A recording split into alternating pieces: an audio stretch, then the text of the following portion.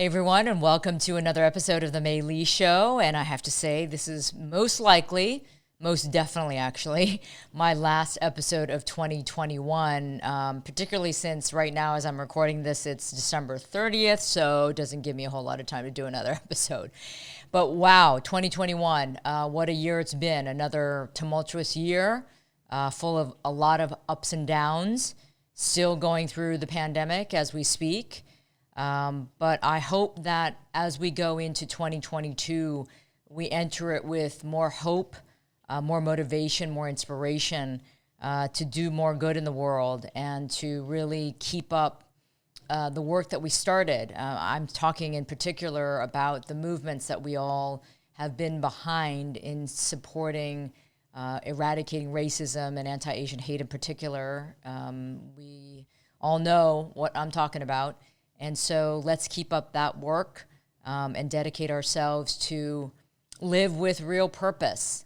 I think, we all tend to think about New Year's resolutions, and I hope some of you will think about it wholeheartedly and ask yourselves, what is the purpose of life? And maybe then you'll come up with something that is meaningful for 2022 to commit yourself to. So yeah, in this final episode, I was thinking, do I do a year in review? Do I talk about highlights from, past shows? But I decided not to do that because I had been interviewed back in September by a group of phenomenal young women based out of India. And they are part of an organization called Girl Power Talk. And they describe it as a purpose-driven organization empowering today's most capable youth with confidence, knowledge, and opportunity to become tomorrow's global leaders. And they wanted to interview me as someone under the category of people we admire, which is very, very sweet and kind of them. They had found me because they saw the Forbes 50 over 50 list that had come out this summer.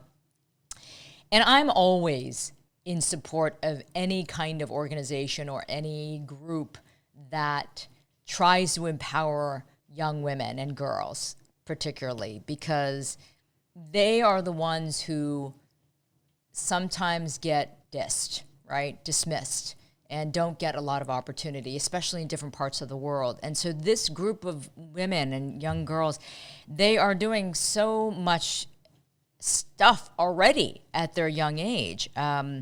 So let me go on to say, they are in collaboration. We at Girl Power Talk, in collaboration with our sister company, Blue Ocean Global Technology, aim to empower women, men, and non-binary people with merit-based opportunities that would help them grow and achieve their potential as future leaders of society.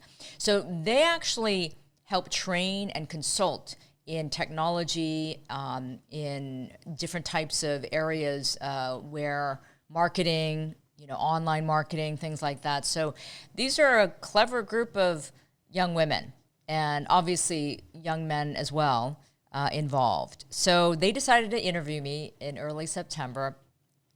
And I was so impressed by the interview and so kind of blown away by their intelligence and the topics that they wanted to talk about that I wanted to make a show out of this. And so I've been sitting on this for a little while, clearly, but I decided, hey, what a great way to end the year with an interview that really highlights the hope of youth, especially young women in different parts of the world who are really committing to trying to do the right thing and living with purpose and making a difference in the world. And so I really hope that you are inspired by this discussion that I had with this group of young women, and I hope you enjoy it, all right? So take a look. Hi, everyone. Hi, May. How are you? I'm well. How are you all doing? We're good. We are so excited to have you here today. Great. So we'll start with a bit of introduction of everybody because everyone's so excited to meet you. So I met you the last time also. So my name Okay. is Trisha, and I'm a young leader and senior marketing associate at Girl Power Talk. And it is wonderful to speak with you again and get all the insights through the interview. Kamalika was there the last time, so she can go next. Yeah, so we just met last time. So Yep. I'm Kamalika Basu, and I am here as a public relation associate. I'm very much looking forward to this interview, May. Thank Great. you. And Ruchika, you can go next. Hi, May. I've heard so many great things about you, and I'm so excited to be here today. I am here as a content writer, and I hope that you'll have a great experience here and we'll be able to write your story and do it justice. I'll give it to Vanshika now. Thank you, Ruchika. Hey, May, I'm really excited to be talking to you. My name is Vanshika Dhondial, and I'm a marketing and communicate associate over here. Really excited for this interview. Over to Rachel. Great. Me too. Hello, May. Good evening from Nigeria. I am Rachel Bankole, and I am a content writer and young leader at Girl Power Talk. Very excited to be part of this meeting and to learn more about you. That's great. Well, it's so nice to meet all of you. So I'm excited about this conversation too. Thank you so much. So we'll get started with the interview. So my first question would be that can you share more insights about your journey as a woman in business who has always been so vocal about issues from sexism to racial discrimination? So, how was your experience and how was it interacting with the other women in your community and spreading awareness about the same? Well, my story is a long one since I'm much older than all of you, but you know, what started off for me was that I grew up in a very white environment. So I grew up in the Midwest of the US in Ohio, except for a few years when my family moved back to Korea when I was very, very young. But most of my life was spent in America. And as a child growing up in a very white environment where I had no other people who looked like me, not even other people of color, right? I had an identity problem, right? Growing up, not really knowing who I was, where I belonged, always feeling like I was the perpetual foreigner and the outsider. And so, you know, at a young age, that really has an impact on a child because, you know, then you don't have the confidence. You don't feel like you are part of anything. So I know that had a lasting impression on me and influenced the way I behave for a while when I was young. But then as I grew older and I was more exposed to, you know, different cultures and different communities, and then I started realizing the importance of embracing my own heritage and my own identity, where I came from, but also where my family came from, and really wanting to get to know more of who I really was instead of who I thought I should be to belong, right? So that's two different ideas. You want to belong, but you also want to belong to who you really are, right? So I started realizing my identity, but it was not easy because in my field, being a journalist, again, there weren't a lot of Asian journalists in America at the time, very, very few. So it's not like I had a lot of people I could look up to or mentors, right? And mentorship is so important when you can see somebody or talk to somebody who has maybe similar experiences. That makes a difference, right? There's the saying, if you can't see it, you can't be it, right? So for me, I had to use my own strength and my imagination to believe that I could make it in this field of journalism. And so I did. I pushed really hard, and I tried to do everything I could to kind of, I guess, sort of deny the people who didn't believe in me. And I had to believe in myself. But all along the way in my journey, there's always been challenges of being an Asian, of being a woman, of being somebody even my size, right? In America, I'm very petite compared to most average Americans. So even that was a hurdle for me. So I knew that because of my physical size and then my Asianness and being a woman, I had three things that didn't work in the Western society. So I had to become even bigger than life. I had to have a deeper voice. I had to be stronger. I had to be more aggressive. I had to be more confident. So all of those things shaped me into what I am today. All those challenges I used not to keep me down, but I used them to make me stronger. Wow, that's an inspiring story to understand how you can use the impediments in your journey as a mode to become stronger, right? So as an entrepreneur, what are your future goals about it? Well, it's funny. I never thought I would become an entrepreneur, right? Because I always thought I was going to be a journalist and just stay in sort of conventional media, right? And when I say conventional media, you ladies know that it just means working for a big network or, a big media operation. And I had done that for, almost 30 years, right? Having worked with all these different networks all over the world. But what happened to me was, I think it was something inside me saying I needed to do a little bit more, maybe something a little bit more creative, but also combine creativity and all the journalistic skills with something that would make a difference in the world. I think that's probably what finally catapulted me into doing something entrepreneurial. And that meant doing my own production of a talk show that spoke to women. First talk show that I did was in Asia, right? That really wanted to speak to the women of Asia who had never really had a chance to speak out and be more independent, be more powerful. There was no media show or any kind of creative production that really symbolized that change in Asian women who were becoming much more sort of, confident and independent.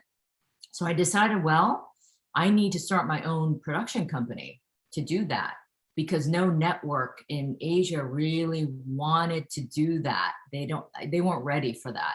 So I decided to start my own business called Lotus Media House.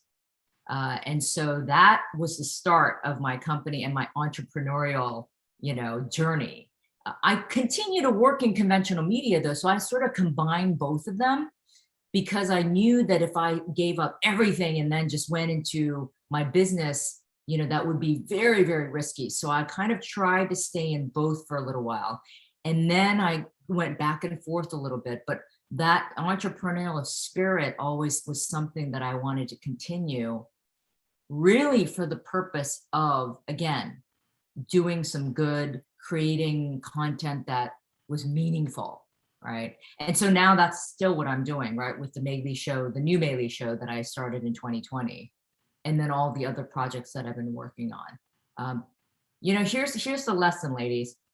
When you get to be my age, I hope, and younger, I mean, honestly, you guys are way ahead of the game because you've already started a business that is doing well and you're reaching out to people and but the core of your mission is for good, right? It's to empower girls and women. It's to really, teach and give people skills so that they can move forward to do great things. So I always say, try to find your purpose. Try to find an authentic, genuine, meaningful purpose that will fulfill you, but also hopefully make a difference in other people's lives for good, right?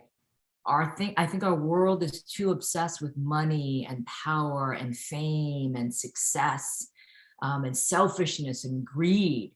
And there's so much of that. I hope that some of us in this world can turn that around and do some good in the world. Not saying that money's bad. We all need money to survive, but that shouldn't be the one and only goal, right? So entrepreneurship entrepreneurial pursuits for me have always symbolized an independence to do something that is meaningful. Right. I mean, that's so true. Like, businesses have moved from, like you said, money is not bad. Some businesses have moved from profiting to profiteering, which is really alarming for like a society like us, where in fact what we need is to impact more and more lives. Yep. So that's very true what you said, and I really, really hope that there are more and more people like you who empower other people and inspire by your story. So next, I would pass it on to Kamalika for further questions. Thank you, Trisha. I hope I'm clearly audible. Sorry for some network issues. Okay, so basically, me, like in life, there is embedded within every challenge, there is an opportunity. And like you said, like your Lotus Media House is one of your adventure you gone through. So what are some of the challenges you have faced in them, and share with our audience how you overcome them and what you learned? Well, there have been so many obstacles and challenges along the way. So when I first started Lotus Media House in 2007, I was in Singapore still. And I was in Singapore as the lead anchor for CNBC Asia at the time. So it was a very big job. But I was willing to take the risk to move on to start the company because I had this idea of the talk show, the women's talk show. So starting off, not really having any idea how I was going to do this, right? I was a one-woman show, right? And I didn't have even any employees or anything. So, that was the first challenge, right? Because I had never started a business before. I had never had to write a business plan, right? I had never had to really create a budget for a show. And so all those logistics. And then on top of that, this was my show, so I was supposed to be the host too, right? So I had to start wearing so many different hats. And now I look back and I have learned many lessons. One is I should have been better organized before I actually started because I think I was so eager to get started. I didn't lay out a good structure and a plan in the beginning. And that's really important. People are like, that's the boring part because creative people just want to get going, right? They just want to try to do it. But really, you need to sit down and lay out the plan, all the details so that you know how it's going to play out. Everything from the logistics to the money to how many people you need to even where your office is going to be. I mean, all those details. So that I would do differently. And then the next challenge was the execution of the production. I had big plans, thinking that this was going to be a show that would have a live studio audience and we would shoot in a big studio with multiple cameras and have guests and this and that. And so we did that. But for the first round of shows, I should have started smaller. I should have started more modestly. Right. And now, again, I think back, as you guys know, the saying is hindsight is 2020. Right. So if I had known this when I was first starting out, I would have done it very differently. I would have started more modestly and then slowly started building up.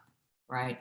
You see businesses do this all the time. This mistake is made all the time, even by big business people.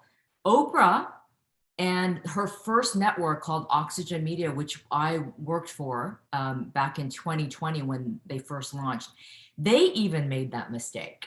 They started way too big. Now they had so much money. I think that's what made them think, oh, okay, we can start big. I didn't have that much money when I started my business and my show. So I don't know what I was thinking. I think my idea got way ahead of the reality. So that's a lesson that I think everyone should know. And again, even big businesses make that mistake all the time. The idea is huge.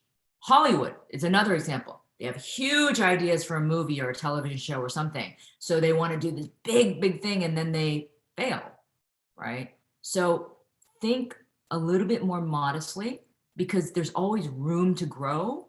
But if you start too big and you want to shrink, you've already blown your budget, you've blown your resources, all of that. So that's something that I really, very valuable lesson for me. So that's why this time around with the Mei Lee Show, the podcast, I started very modestly.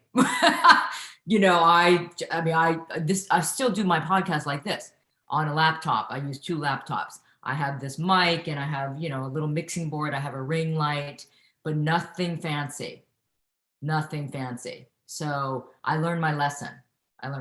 So those are a couple of different lessons I've learned. That's so inspiring to hear and also to learn from it. Like if we ever started or venture a business, it's always better to start modestly and whatever resources have with that only. That's Correct. a beautiful lesson. That's a beautiful lesson. Thank you so much for sharing that. So my next question would be, what are some of the women's issues that you are really passionate about? Like you mentioned, like how women are in minority and they don't get any kind of opportunity that they should be given as a human rights, but they don't get it. But among those, what are the most prominent issue you think is you are really passionate about and you are very concerned and want to change it? One of the biggest lessons that I try to pass on to other women, and especially young women and girls, is we have to, as women, and girls, we have to know our value.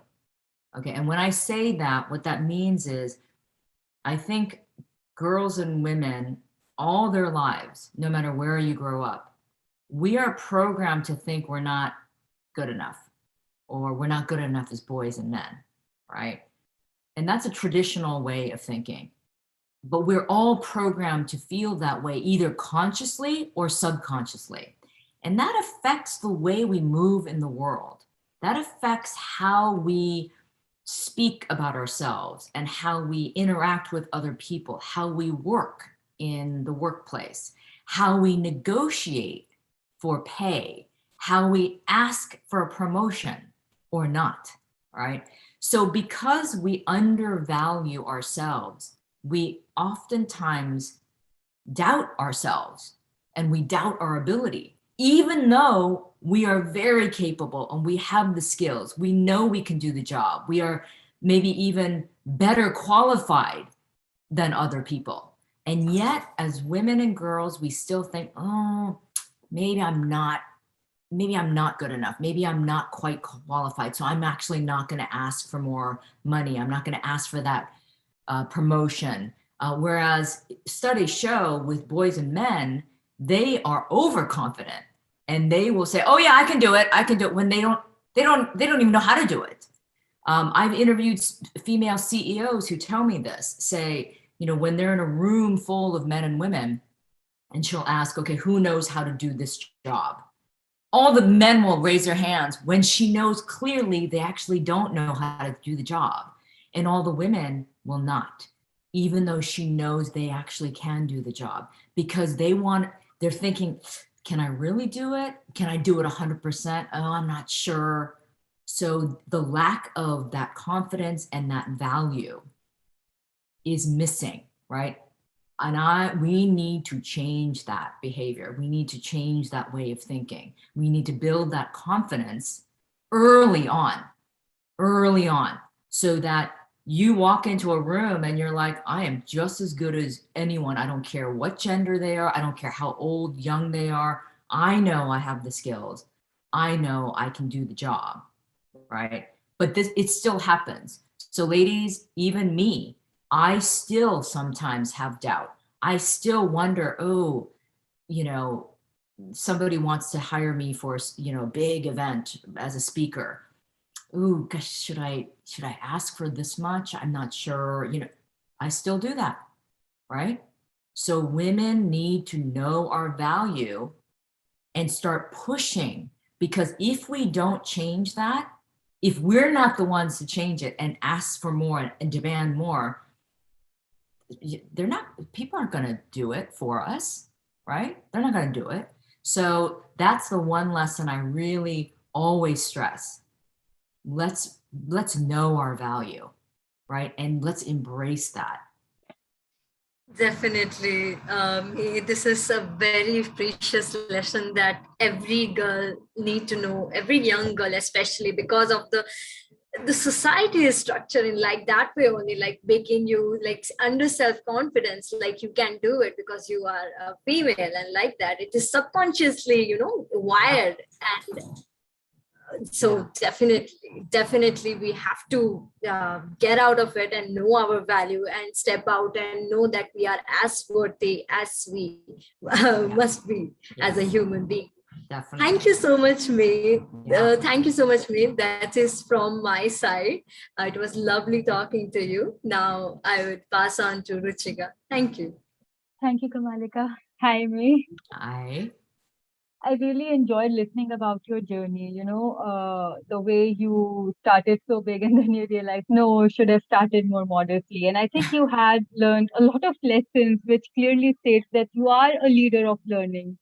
So I had a question. How do you, balance investing in yourself with investing in the relationships that you have with others? Oh gosh, that's a very good question. Yeah, that's a really good question. In fact, I have the answer for that one.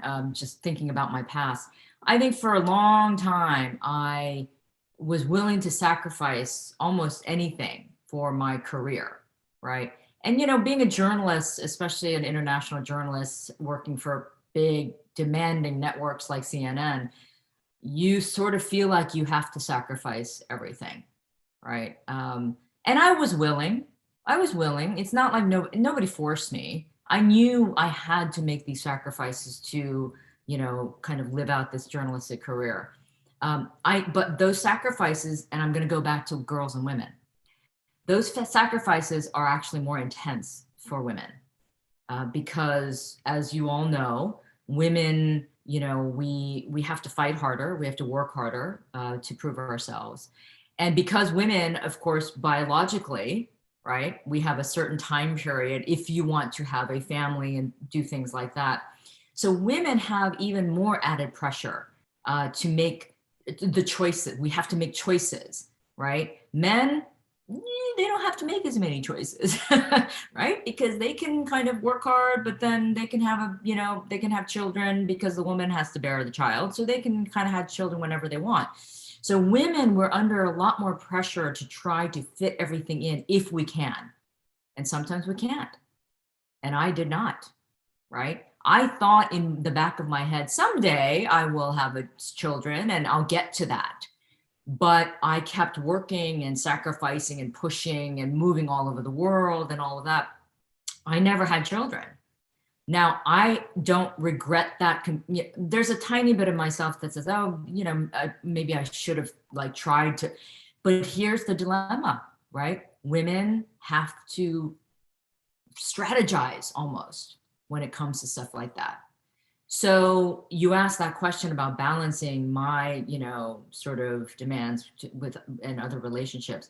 I think, as time went on, I realized, okay, May, you can't keep sacrificing for your career and then sacrificing relationships and, sort of my personal life and things like that. So I had to start really consciously thinking about how am I going to balance, and how am I going to kind of maintain that balance?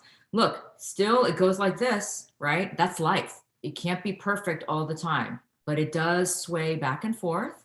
But I'm very conscious now of that need to have a little bit more balance because life can't be just the focus of life cannot just be, one track, which is for a while, it was my career.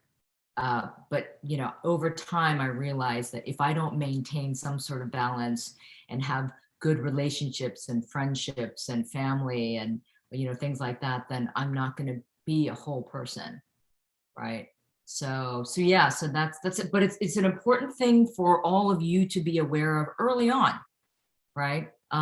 Yes, career and independence and all of that is very important for sure. But always think in terms of how am I going to live my life fully, right? You don't want to be this incomplete person of just like, oh, career only. Think of your life more fully. And I think that's the healthier way to go. Easier said than done, really. It's not easy, but it's something that is achievable. Thank you for your answer, because I think that's very true, because women are often, expected to sacrifice more, and then, like you said, they keep on sacrificing until they realize that, okay, now it's time to stop. And sometimes it is too late. Yeah. And then sometimes also women, even if they're successful in their career, at some point, if they want to have a child, they have to take time off, right? And that worries women sometimes. They're like, oh my God, if I take time off and if I take maternity leave, then I'm going to lose all this time and somebody else is going to get ahead. Can you imagine? A man never has to worry about that. A man's career never has to stop, right? Now it's getting better. It's definitely getting better. Like policies are now being enacted, at least in some countries, where they're allowing for a little bit more fairness. But still, I know that women still think about that. That's very true. Yeah. Okay, so I have another question. So obviously you're a very creative person because you have your own talk show, and that definitely, I'm assuming that takes a lot of energy to be this creative and to plan out your shows and what you're going to ask and how you're going to, execute it. So what are some of your sources of happiness and inspiration that keeps you going? First of all, I have two really, really adorable dogs. But yeah, so I do love kind of like just they bring me a calming sort of like effect. They have a calming effect on me. But then I'm very active, right? So I go paddle boarding a lot because I live by the water here in California. I go hiking. I'm a runner. And then also, very importantly, I do connect with friends and family on a regular basis. And I think it's really important to have really heart-to-heart talks with friends so that you can really have a source of opening up, all the good, the bad, and the ugly that you need to get out. Because I think as Asians, for sure, I think there's a tendency for all of us to try to internalize everything and keep everything in and stay strong. There's an advantage to that to a certain extent because it does give us strength. We kind of, can get through a lot of difficulties. But the downside is that if we hold all of that in too much and we think we cannot express ourselves and let it out, that's very unhealthy too. Right. So as I've gotten older, I've gotten much, much better at being much more emotional and being willing to, open up about something that's happening. And there's a power in being vulnerable, right? The idea of being vulnerable should not be seen as a weakness. It should actually be seen as a strength, because that means you are willing to open up yourself in truth, right? And be honest about how you're feeling. And I think that is actually a very powerful thing. Thank you. I really love the fact that you said that being vulnerable is not always a weakness. And I always thought that it is more of a strength to be able to, realize your own emotions and be in tune with them. So thank you for that answer. Now I'm going to pass it on to Rachel. Thank you so much, Ruchika. Hi, once again, May. Hi. It's really nice to be here talking to you. So sorry I cannot be on video. The connection is really bad. So don't worry about it. Thank you. So I really enjoyed your last answer to the last question, especially the part about your vulnerability being a strength and not a weakness. I think I especially need to work on that. So thank you so much. Oh, good. Moving on to my question, can you please share a quote or life mantra that you try to live by on a daily basis? Oh, that's a good question.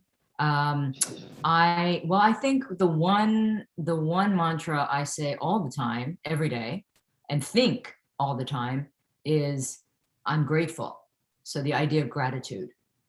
And you hear that a lot. I think that's overused now, and people kind of don't mean it, to be honest. I actually do mean it, because I look at my life as full of blessings, both good and bad. And I've had some bad things happen in my life, not just career-wise. And here's me being vulnerable. September 12th is going to be the 10th anniversary of my father's very, very tragic death. He was killed by a 16-year-old driver here in California. So 10 years ago this Sunday. And that, when some, death is inevitable, of course, but when someone is taken that tragically and that suddenly, it is a life-changing moment, of course. And so, I am grateful for everything that happens in my life, because I learned that horrible lesson of life can end, in a blink of an eye. So even the horrible things, even the negative things, I have tried to be grateful for. I know that sounds weird, but because I want a lesson. Something good has to come out of even the worst things that can happen to you. And it did. Good things did come out of that, of my father's death. So gratitude is one. And then another mantra I like to live by is be fearless. Be fearless. In a good way. Don't be stupid and go out there and run in front of a train, things like that. Don't do that. But I mean, be fearless in the way you move in the world, right? Again, going back to what I was saying about girls and women, if we are more fearless, then we will be more confident. We will know that we have power and strength, right? And so that's something that I try to embrace on I guess a daily basis. Yeah. Thank you so much, May. I really like the answers to those questions. Yeah. So moving on to my next question. Can you tell us a bit of what your journey was like before being the honoree for the Forbes 50 over 50 impact list? Okay. Well, my life was, doing exactly what I'm doing now, which was when I made that transition from, again, being a network correspondent to then in early 2020, I decided, let's go out on my own and start another talk show. And this time I was inspired by the fact that the Asian American community didn't really have a voice or a platform so much, and a way to kind of discuss issues that were important to us, celebrate, Asian success stories, from Hollywood to authors to activism and things like that. So I decided, what, I think maybe the time is right for me to start something like that, a project like that. So so I wanted to kind of express that side of me. But then, of course, in 2020, right after I launched the show, we had released a couple of episodes, and then COVID hit. And then the xenophobia started happening and the anti-Asian hate started exploding. So I started turning my show into a platform that started talking about this openly, right? When nobody else was really focusing on it, thinking it wasn't a problem, or they were too afraid to talk about it. So I kind of said, well, I'll talk about it. I'll bring attention to it, because I knew that this was going to grow into a much bigger problem. I knew that this was going to be explosive. So I started talking about this and raising awareness, and people started listening and paying attention. And then I became sort of a bigger voice. But you guys, that's why I call myself the accidental activist. My intention was not to become an activist. My intention was not to get attention for the activism. It was just me being a journalist, but also somebody who cared about this issue. So it was personal to me. So all of a sudden, I get the Forbes recognition for the impact list. And that's when I was a little surprised. I said, wow, okay, well, this accidental activist is being recognized for this work. But I will say two things about that award, or, whatever, that recognition. One is, I don't want to receive it for myself. Okay. What I love about this is that it's recognizing the importance of the pushback against anti-Asian hate. So they're recognizing how huge and how important this movement is. Okay, so that's one. By Forbes recognizing it, that was a huge deal, right? And then two, the idea that they were recognizing women over 50 so that we still have value. And my joke is, yeah, thank God, you know, women over 50, we're not dead yet, right? We still have a lot of life in us and we still have a lot to contribute.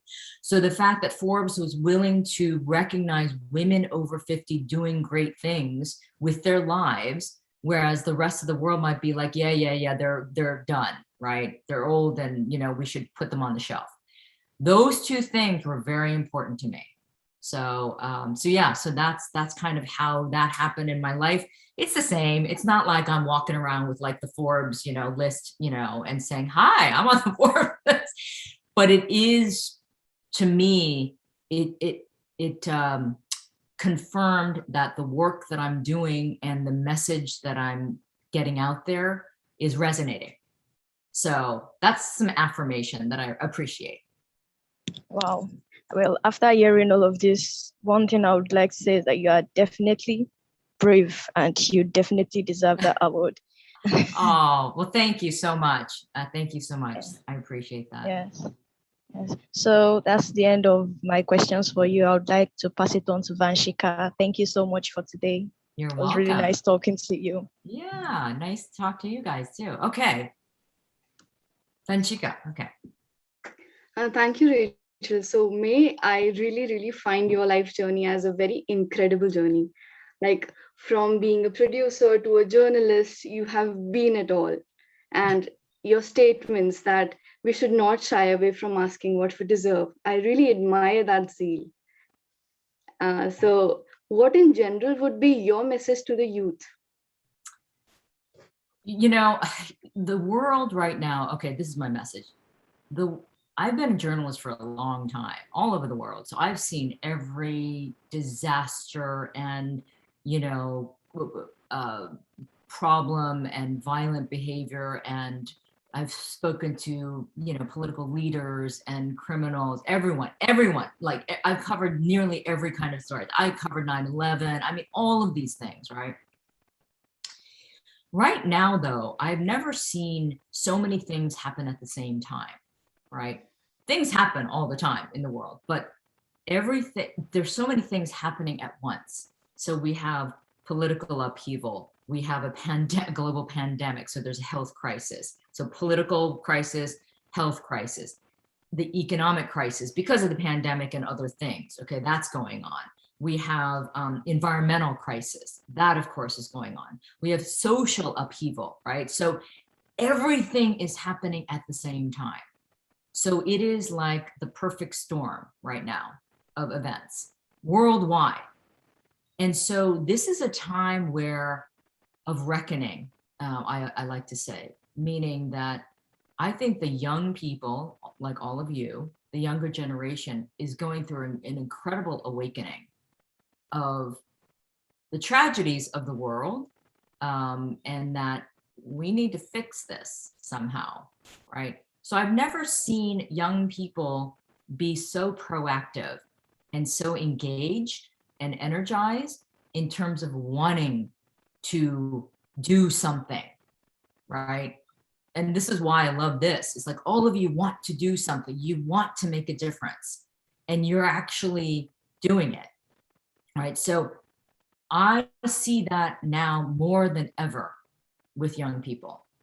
And so it really gives me so much hope because remember, you guys, I'm a jaded journalist, right? I could be very cynical about a lot of things, which I am. But when I see something like this, when I see my students at USC that I teach, you know, I see a lot of energy and vigor and desire to do something that is purposeful, that is going to make a difference. That gives me a lot of hope. So my encouragement for young people right now is keep it up, right? Be inspired, be motivated, and know that don't sit back and say, oh, I can't make a difference. I'm just one person. Yes, you can.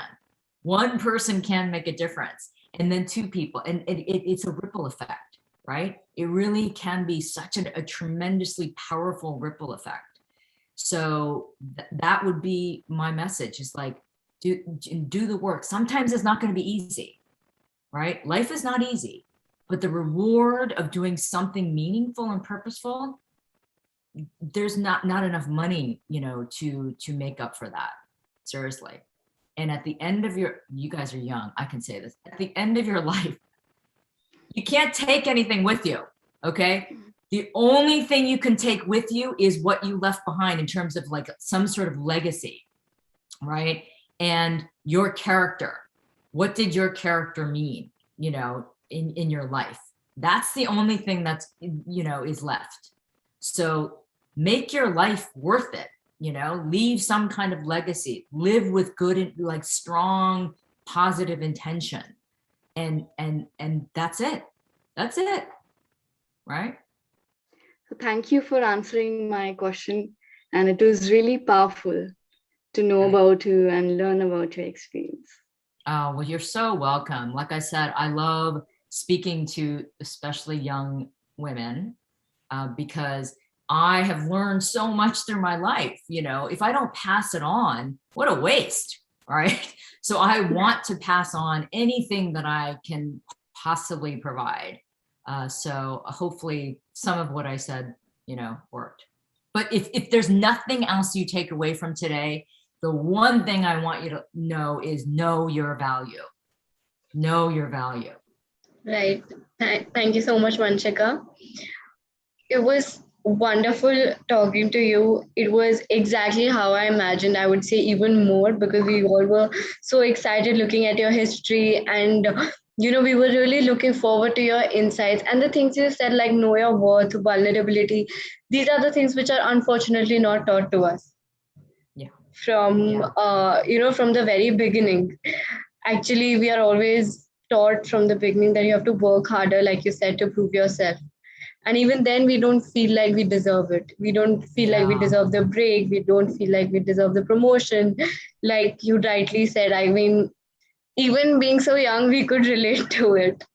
So thank you so much, May. It was wonderful speaking with you. We all had an enlightening experience, I would say. And definitely we took so many insights from your life. And you said that if nothing you take away, know your worth. We took away a lot of things, I can assure you of that. Okay. Well, good. Yeah. I'm so glad. I'm so glad. And it was so wonderful to speak to all of you. Seriously. I was actually really looking forward to this, because I do a lot of speaking engagements and different panels and things like that. But this is much more meaningful to me. So I hope that the story we write is does justice to this interview and your life. So we will be in touch with the story. We will send you the final draft, and you can approve it and make changes. And then you can send back few selected pictures that you want. And then it'll go on our website and our social media. So we will that sounds great. So we'll keep in touch with you for that. Does anyone have any other question or anything they have to say? All good? All right. All right. I have a request though. Yeah. So I love this conversation, as all of you know, I have a show. So can you send me a recording of this Zoom? Yeah, definitely. And I would love to feature some of this conversation in an episode, if that's okay with you guys. Completely fine. Thank you so much. We would be honored to be featured, to be honest. Thank you. Really, thank you so much. Oh, good. Okay, so send me the link to the Zoom recording, definitely. And then I think my audience would love seeing clips of this conversation. That's great. Oh my God, you just made our day. Okay, so thank you so much. Good. I will send you the recording right after, once I'm done downloading it. And then we can get back to you with the final draft and we can stay in touch. Sounds good. All right, ladies. Thank you so much. Take care and know Thank your you so value. much. And contact me anytime. Okay. Thank you so much. Means a lot. Goodbye. Okay. Bye. Goodbye.